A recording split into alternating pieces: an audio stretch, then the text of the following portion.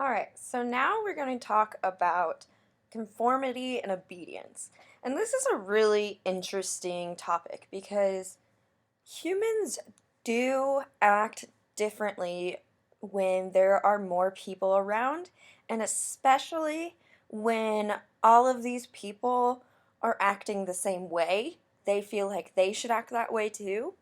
And when there is an authority figure, they feel compelled that they need to obey that authority figure. So, we're going to talk about why this happens, how this happens, and when it doesn't happen.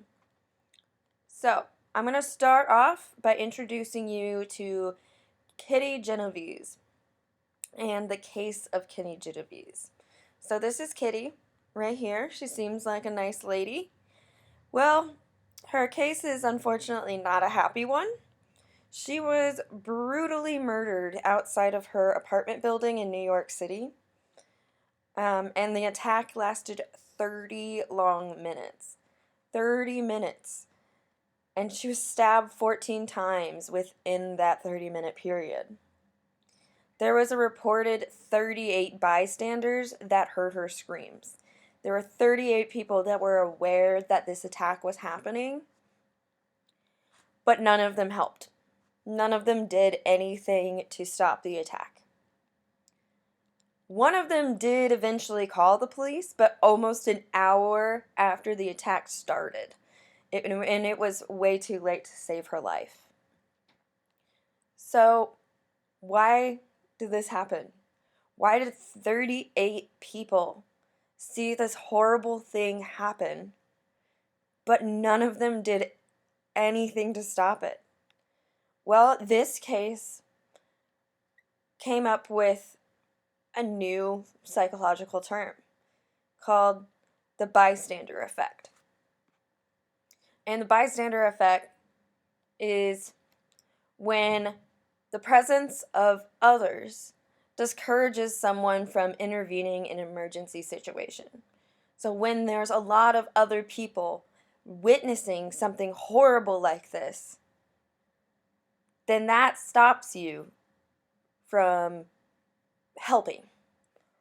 It's kind of similar to when you were a kid in school. Maybe you were at recess and your whole class was out there in recess, and there was one um, bully in the class, and there was one kid in particular that this bully really liked to pick on. And you wanted to stand up for that kid that the bully was picking on when that bully picked on him at recess.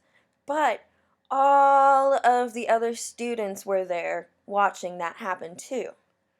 And so you felt like you shouldn't act on it either. That's a very normal feeling. And that is the bystander effect. They also kind of expanded the bystander effect into what we call the diffusion of responsibility. So this goes into not just emergency situations. This goes into all daily life events. And diffusion of responsibility is when, in a group of people, we assume that others will take action, and so we don't take action. So we think that, oh, they're going to do it, so I'm not going to do it. And if everyone makes this assumption, no action's going to be made. And the worst part is, the larger the group, the stronger the assumption. So if you have a class of 5 people, it's more likely that someone's going to answer a question because there's less people to call upon. But if you have a class of 20 people, it's a little less likely. But if you have a class of 100 people, it's even less likely that you feel like you need to answer a question because there's 100 other people in the class. Someone else can do it, right? But everybody else makes that assumption too. And this is kind of a form of conformity. But conformity is so much more than this. Conformity is producing a real change in belief and behavior as a result of a real or imagined social pressure. So, this can be a social pressure that has been actively put on you, or a social pressure of everybody just acting the same way around you, and you feel like you need to act that same way too. So, that's the imagined part. So, you change your behavior to conform to how everybody else is acting around you. And this was first really shown that people are really prone to do this in a study by Ash in 1951. He did a really interesting experiment where he asked participants to do a vision test in a group of people. So he had 8 different people do it all at once. And his vision test was really a line discrimination task. So there was this target line they were given, and then they were asked, which of these 3 lines is the same length as this line? Is it A, B, or C? And it's pretty easy to tell that it's C. But here's the thing. The rest of the group were Confederates. So there was only one actual participant in the study of the group. So of the 8 people doing the vision test, there was only one that was actually a participant. The others were Confederates that were all in on the study. So they all agreed beforehand to choose the same incorrect line. So they beforehand would agree to either choose A or B. And the participant was the last to state his answer. They would all line up, and all 7 Confederates would state their answer first, and the participant was the last to answer. So the participant would hear all of the Confederates say, A looks like the target line, A looks like the target line, A. And this would confuse the participant because it's clearly C, right? So if the participant chose that line, if they chose A, that was due to social pressure because everybody else in the room agreed that it was A. So what are they going to do? Are they going to go with what they're seeing, what they believe? Or are they going to go with the social pressure of what everybody else is doing? And what's really interesting about this is 1/3 of participants conformed to the incorrect answer. And they actually did multiple trials with each participant, and 75% of participants conformed at least once. So that's kind of crazy that we are really prone to conformity. It's not foolproof. Some people conform more than others, but it is a big pressure that we feel. And we also are prone to obedience. We are prone to listening to authority because we feel like we have to. So obedience is producing change in behavior by a direct order or submission to authority. So you're ordered to do something, and it's usually from an authority figure, and you feel like you must do so. You must change your behavior in order to do so.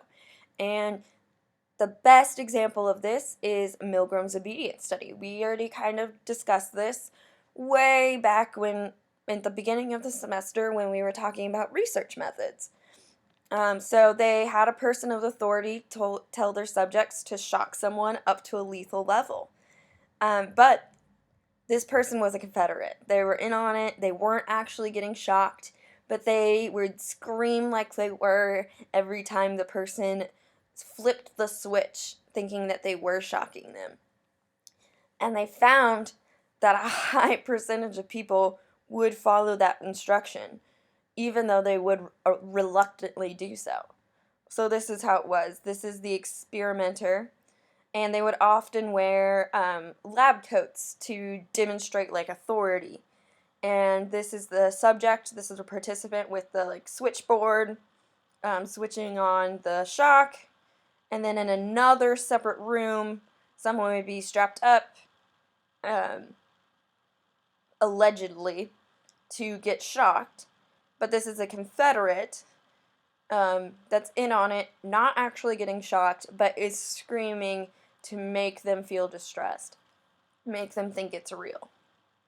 And even though they think it's real, they still continue to do so because the authority figure tells them to. Which is awful. This has major implications. I mean, you can think about this in terms of why did the Holocaust get so far? Like, why did the Nazis continue to listen to Hitler, you know? Like, it's because people listen to authority figures without question. And it's really interesting because you can use compliance techniques to get people to do what you want. So anybody can use these, and you can use these for good or bad. So please, if you choose to use these, please use them for good. These compliance techniques, compliance is publicly acting in accord with social pressure while privately disagreeing. So this is kind of a form of obedience, but it's not due to an authority figure. It's kind of in the middle of obedience and conformity. You have this social pressure to do something, but you're following an order to do it, but you don't agree with what you're doing. And there are 4 techniques. The following 2 are based on the initial response of the person you're trying to get to do the thing being affirmative. So they say yes to the first thing you ask them to do. So what they do is they follow a small request with a larger request. And the first one of this is the foot in the door technique. So they add a larger request after the first request. So this is, an example of this could be like if you ask someone, hey, could you drive me to the airport tomorrow when I'm going to California, could you drive me to the airport on Saturday? And someone would be like, yeah, sure, whatever. And you'd be like, great, by the way, I need to go at 3 a.m. So that would be, driving to the airport's not that big of a deal, right? But at 3 a.m., that's a much larger request. But since they already agreed to the first smaller request, they feel compelled to still agree to the 3 a.m. request too. And then there's lowballing. So that's increasing the size of the original request. Oh no, this is actually the 3 a.m. one. This is asking to go to the airport. And then it's being like, oh, it's at 3 a.m. The foot in the door technique is adding a larger second request. So you could be like, oh, hey, could you walk my dog for me? And then be like, sure. And be like, oh, okay, well, can you also make sure that he takes his medications and he really needs a bath too? So you're adding on to the first request. The first request is less, but then you're adding other things to it, where lowballing is it's the same request, but it just gets worse. So the driving to the airport is lowballing, where it seems like not a big deal, and then you drop the bomb on them of like, oh, but it's at 3 a.m., but you already said yes, so you can't really say no now. And then the other 2 are based on the initial response being negative. So they say no at first, So this is what these do is you follow a large request with a smaller request. So you start big, and then based on that, you make a smaller request, and in comparison, that seems very doable. So the door in the face technique is where you let them say no to something, and then you replace it with a smaller request. So this could be where you would ask them, hey, could you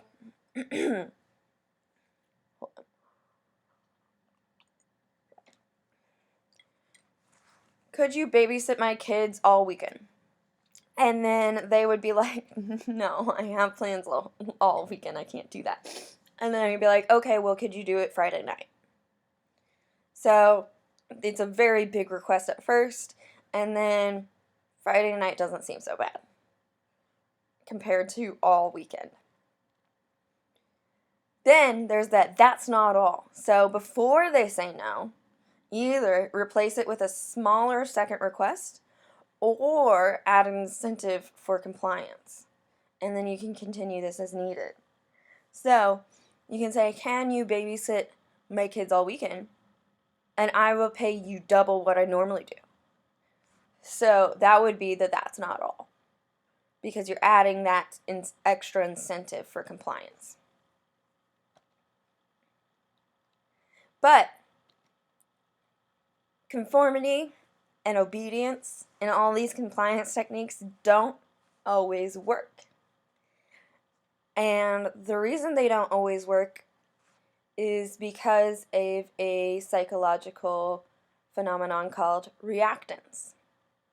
And what this is a strong emotional reaction that leads people to resist the pressures to conform or obey. So you can see many examples of this throughout life, such as these signs that this says, please don't throw rocks or stones at this sign, and you can clearly see that people have thrown stones at it. This one says no target shooting, and it's full of bullet holes. This is kind of the you can't tell me what to do feeling you get when someone tells you what to do. And you're like, no. This is kind of where reverse psychology steps in. So reactance is what happens whenever someone tells you to do something and you immediately want to do the opposite. Or somebody tells you you can't do something and then you're like, watch me. And how this occurs is when people feel like their freedom is being threatened. And specifically when our ability to choose what behaviors to make is eliminated or threatened with elimination. So right now is a good example of this with the protesters protesting social distancing and the quarantine. They feel like their freedom is being threatened. So they have psychological reactance to this pandemic and the measures that we're taking to mitigate it and try and make sure that people don't die and that the healthcare system doesn't get overwhelmed. But they feel like their ability to choose what behaviors they can make is being eliminated. So they're like, you can't tell me what to do. I'm going to go out anyways. That is reactance.